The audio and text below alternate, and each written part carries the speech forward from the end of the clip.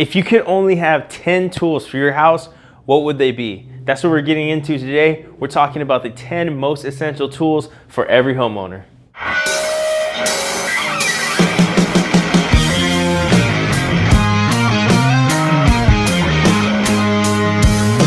Gentlemen, how's it going? Welcome to the channel. I hope that you guys have been having a great holiday season despite this dumpster fire of a year that we're having here in 2020. I hope things have been going well.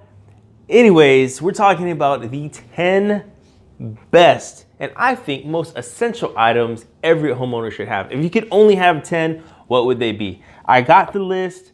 Let's go. So starting at number 10 is an Allen set. I picked the Allen set because a lot of times if you got to move around, if you're having to disassemble and reassemble furniture, or even as things go by and things get loose, you got to go back and retighten them. Having an Allen set is very, very nice to have.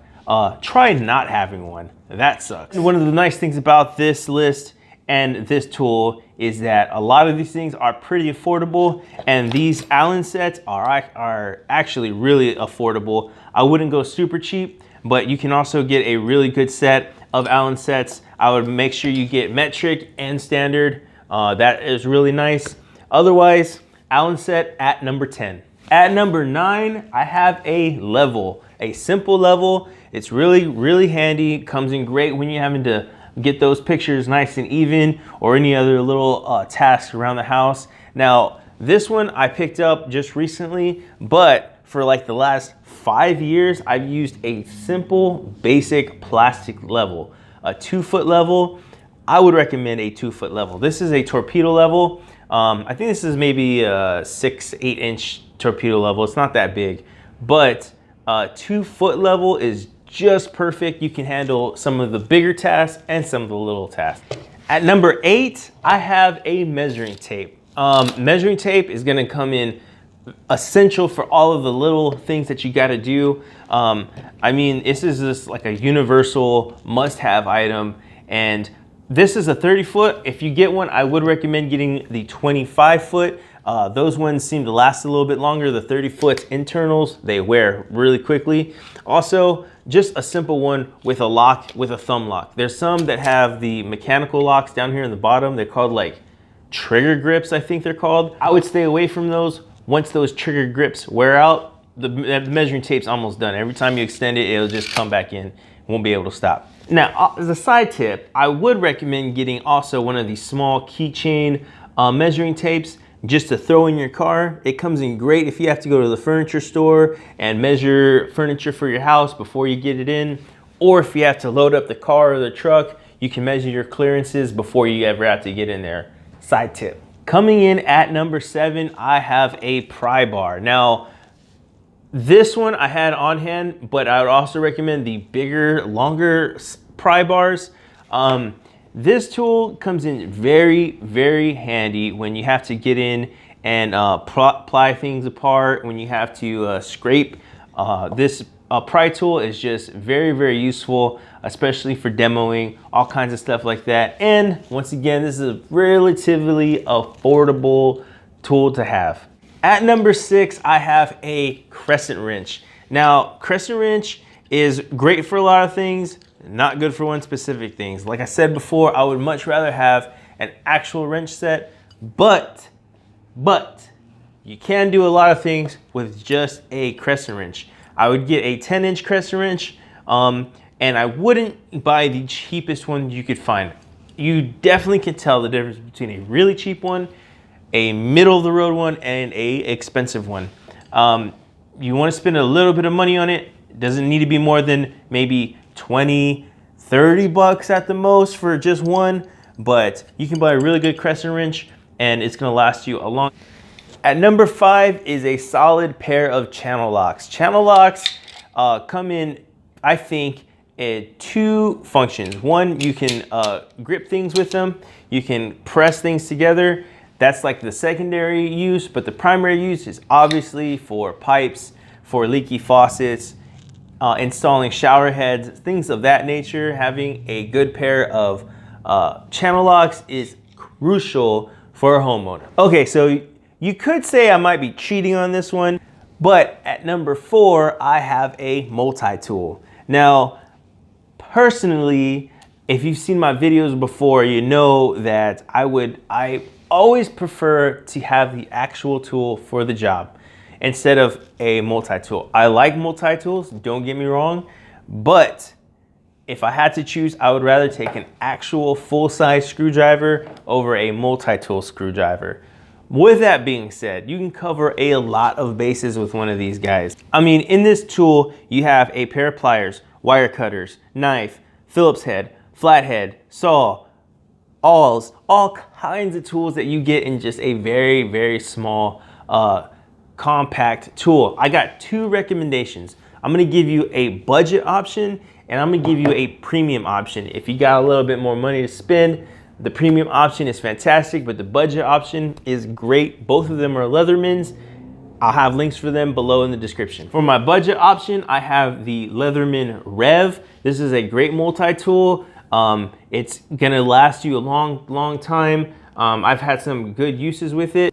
The premium option I have is the Leatherman Surge with the bit set. Now that Leatherman Surge with the bit set is fantastic because you actually get a full length bit set. And so that comes in really, really great when you're having to do those repetitive tasks. So premium Leatherman Surge with bit set. At number 3, I have one of the more cheaper, but one of the most useful all around tools that you can have, which is a hammer.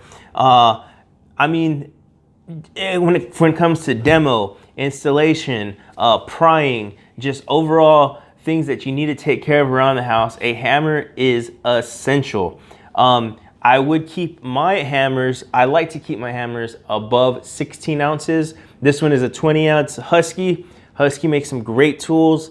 I like the brand and they don't break the bank, which is fantastic. At number 2, I have a flashlight. Now, I don't think I need to explain the uses of a flashlight, but I will. There's so many situations you can use a flashlight for. DIY, installations, demolition, security, all kinds of stuff. For home tools and the purposes of things that you need to do around the house, I would recommend a headlamp. It's really nice to be able to work hands-free, especially if you need to get under a sink and do some work. For security purposes, on the other hand, I would get a very, very bright, above 500 lumen flashlight. That helps for security around the house if you need to go outside and inspect things. I'm not talking security in this video. For this video, I'm talking maintenance and things that you got to do around the house. A headlamp is fantastic. I like to keep my headlamps to above 300 lumens, and either AAAs or AA's get real common headlamps. Most of them shouldn't have any problems. Okay, so before we get to number 1, I have some honorable mentions that I'm gonna go over very quickly. At number 1, my first honorable mention, I have a pair of vice grips. Now, vice grips, I really wanted to put on the list, but I found that the other tools were a little bit more useful. And when you have like the pliers, I think that can kind of make up for them. I really had a tough time just figuring out if I was gonna put the vice grips or the Allen set, but the Allen set I think is just a little bit more handy. So I put the vice grips as an honorable mention. At number 2, I have a stud finder. Finder is just way more exact. It comes in very, very useful when you actually need to get into the stud to hang your shelves or your pictures or what have you.